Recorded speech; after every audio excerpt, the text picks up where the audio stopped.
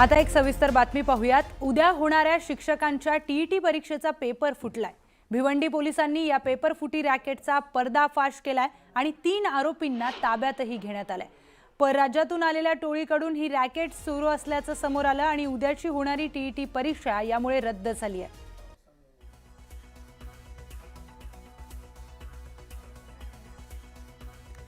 तर आम्ही आयुष्यभर फक्त अभ्यास करायचा आणि पेपरच द्यायचे का?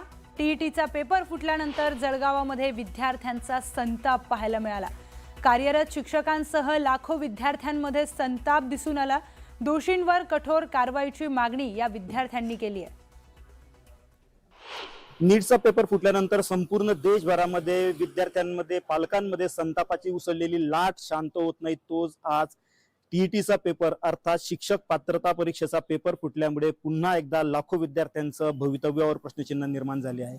खरं म्हणजे हा पेपर फुटल्यानंतर विद्यार्थ्यांना मानसिक, शारीरिक आणि आर्थिक या तिघ त्रासातून त्यांना जावं लागतं आहे। या संदर्भात आपल्यासोबत बोलण्यासाठी काही विद्यार्थी आहेत की जे उद्या टीईटीचा पेपर देणार होते, परंतु आता तो पेपर रद्द झालाय। त्यांच्या नेमक्या काय भावना आहेत आपण त्या समजून घेऊयात।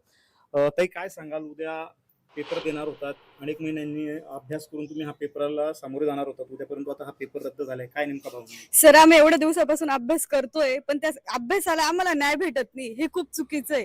एवढ्या दिवसापासून अभ्यास करून एक तुम्ही शिक्षकाचं म्हणजे जे भविष्य मुलांचं घडवणार आहे त्यांच्या आयुष्याशी तुम्ही खेळतायत, हे खूप चुकीचं आहे। याच्यावरती आणि आयुष्यभर आम्ही काय फक्त एक्झामच द्यायच्या का?